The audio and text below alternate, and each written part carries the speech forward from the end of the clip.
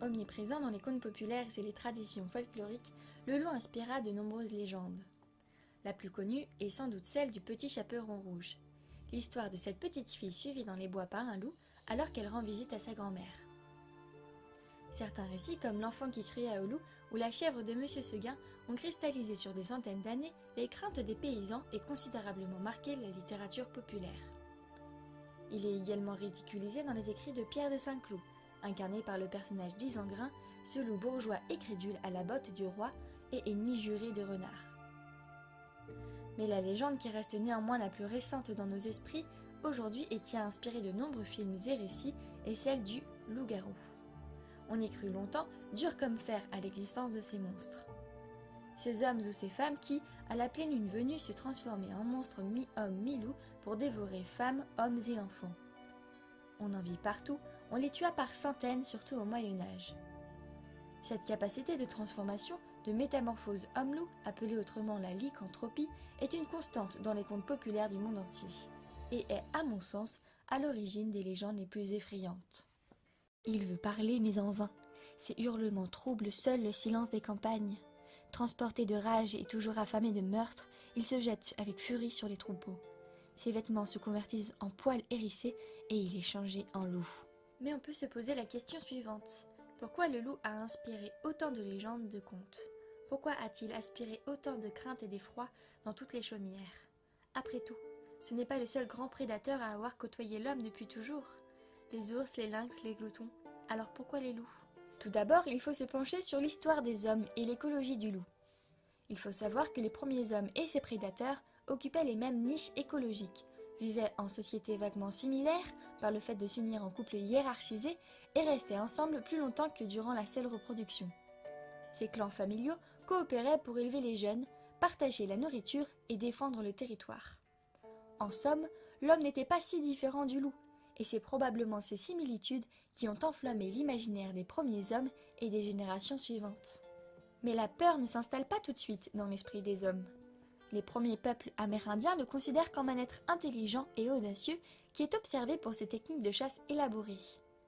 Il ne représentait pas une menace directe et certains peuples comme les Taïnias en Alaska les considéraient comme des frères. Plus tard, en Chine, il fut une étoile, Sirius, mais aussi gardien du palais céleste, la Grande Ourse. Il fut chez les Mongols un symbole solaire de haute race. Plusieurs clans sibériens descendent, disent-ils, d'un de ces fauves. Les Ouïghours racontent que leurs ancêtres sont nés de deux superbes jeunes femmes fiancées dans le ciel à deux loups. Au Japon, ce père de roi est veilleur de nuit.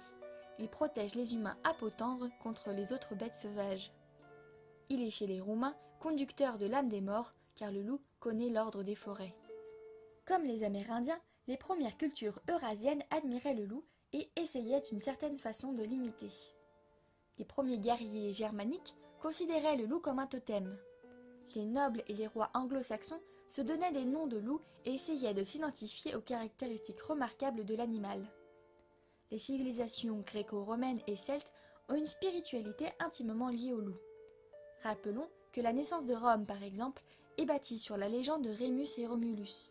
Ces deux jumeaux orphelins, fils de la Vestale Sylvia et du dieu Mars, jetés dans le Tibre sous l'ordre de leur grand-oncle, furent recueillis et allaités par une louve. En grandissant, ces deux frères deviendront les fondateurs de la célèbre cité romaine. Il est tout de même important de noter que quelques peuples nomades, vivant de leurs troupeaux, voyaient d'un mauvais œil le loup qui s'attaquait aux bêtes. L'arrivée du catholicisme en Europe eut un fort impact sur la popularité du loup. Symbole de rapacité, vice et duplicité par l'Ancien et le Nouveau Testament, il fut dépeint comme une menace directe contre l'Église. Cette vision put s'étendre en Amérique du Nord avec l'arrivée des colons, divulguant avec ferveur les messages de l'Église catholique aux populations locales et partageant ainsi leur haine et leur peur du loup. Mais venons-en au fait. Même si le loup est considéré comme un nuisible, à cause de la prédation sur le bétail et de la concurrence qu'il fait pour la chasse des grands ongulés, il est aussi profondément craint pour une autre raison. La peur de se faire attaquer, blesser ou pire, tuer par un loup. Cette peur est essentiellement présente en Europe et en Russie. Sur toutes les attaques répertoriées dans les ouvrages d'écologie, de médecine, les ouvrages vétérinaires, administratifs ou même religieux, 3 types d'attaques ont pu être établis. Tout d'abord, il y a les attaques par des loups enragés. Il est considéré que la majorité des attaques impliquent des loups enragés. Bien que le loup ne soit pas une espèce réservoir, il a pu fréquenter des espèces vectrices de cette maladie. Dans ce cas précis, les morsures infligées aux victimes par des loups enragés sont quasiment toutes fatales. Mais cela avant la création du vaccin antirabique de Pasteur en 1890. Il existe aussi les attaques défensives, dans le cas où le loup est agressé ou provoqué par les hommes, comme par exemple lors de piégeage ou dû à l'approche des tanières. Enfin, il y a les attaques de prédation. C'est lorsque le loup semble avoir considéré l'homme comme proie, mais la proportion de ces attaques de prédation est infime et relève de cas épisodiques, l'homme n'étant pas la proie naturelle du loup. Le plus gros incident d'attaque par prédation fut relevé en France entre 1764 et 1767 avec la bête du Gévaudan. En effet, sur cette période, une centaine de personnes auraient été tuées par des loups. Après relecture des textes de l'époque, il semblerait que la bête aurait plus été identifiée comme un hybride entre loup et chien de berger particulièrement gros. Ainsi, même si la majorité des attaques ne mènent pas à la mort, quelques décès ont été relevés comme en Norvège où une fille de 6 ans est tuée en 1800. En Suède où 4 enfants furent tués entre 1727 et 1763 et 12 autres enfants furent tués pendant la période 1820-1821. En Finlande où durant le 19e siècle, 62 enfants furent tués. Durant le 20e siècle, les attaques sont plus rares comme par exemple avec des dossiers de 5 enfants tués en Pologne et 4 en Espagne. Bien souvent, ces attaques, qu'elles soient défensives, de prédation ou faites par des loups enragés, se déroulent dans des conditions à risque. Il y a par exemple l'habituation à l'homme. C'est le cas des loups captifs de particuliers, des loups vivant dans les zoos ou dans des milieux à forte empreinte anthropique, par exemple avec une forte densité de décharges ouvertes. Dans ce cas précis, le loup perd sa peur et sa crainte de l'homme qui est reconditionné par le lien associé à la nourriture, apportée ou abandonnée par les humains. Comme facteur à risque, il y a aussi un environnement fortement modifié ou des conditions socio-économiques extrêmes. Comme par exemple en Finlande, où l'industrie forestière a modifié considérablement les forêts boréales en les fragmentant en de multiples parcelles pour l'élevage. Confrontés à la disparition de leurs proies, les loups se sont rabattus sur les troupeaux, qui plus est, souvent gardés par des enfants. Lors de grandes guerres ou d'épidémies dévastatrices, les loups pouvaient être habitués à la chair humaine en mangeant les cadavres.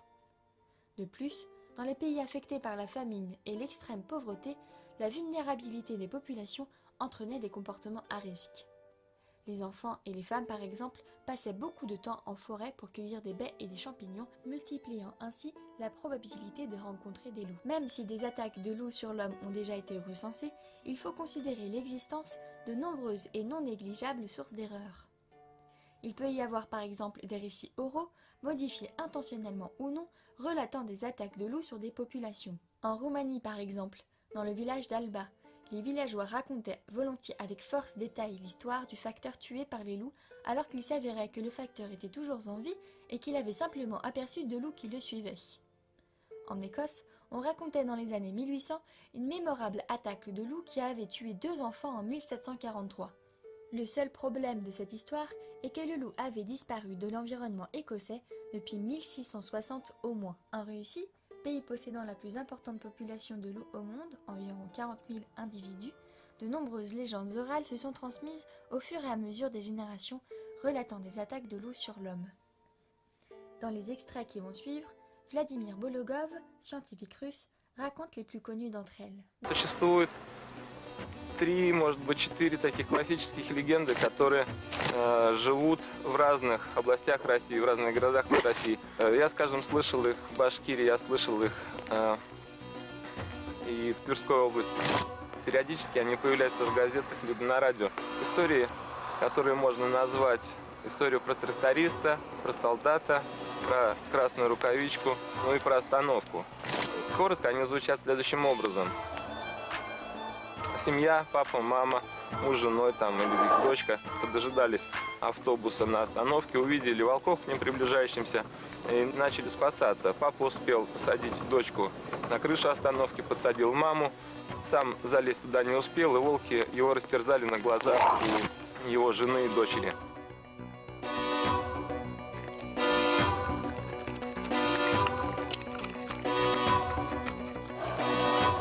Другая история про тракториста, у которого сломался в лесу трактор. Человек был вынужден ночью возвращаться через лес по дороге домой, но не дошел.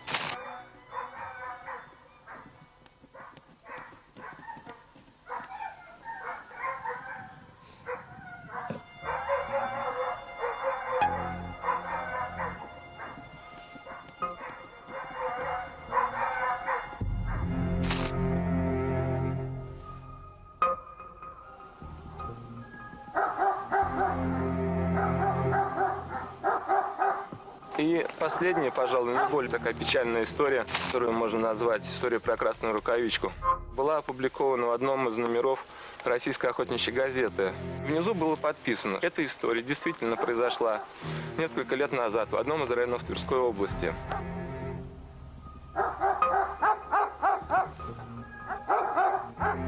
Классическая схема. Учительница задержала девочку после уроков, и та вынуждена была возвращаться домой одна и уже в сумерках.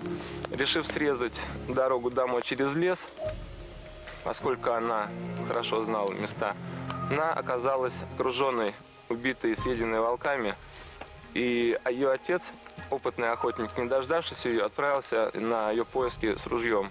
Когда же он увидел окровавленную рукавичку на снегу, он все понял, пришел домой к учительнице и, ничего не говоря, застрелил ее.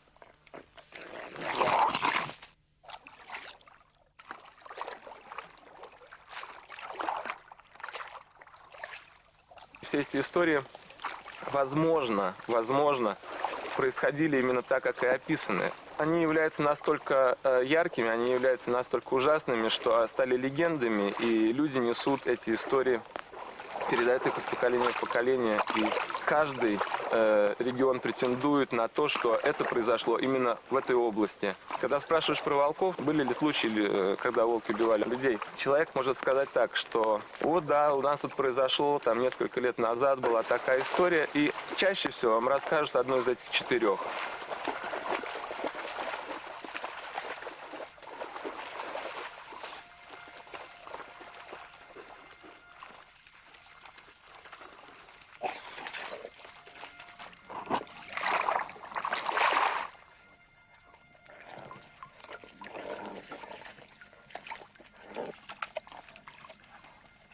Как-то, следуя за 4 волками по дороге, которая проходит через деревню, небольшую деревушку в Оленинском районе Тверской области, я спросил о волках у одной из пожилых женщин, которая просто случайно оказалась на улице. А что она мне сказала? Что у нас волков нет. А вот в Белоруссии, я по радио услышала, они едят людей.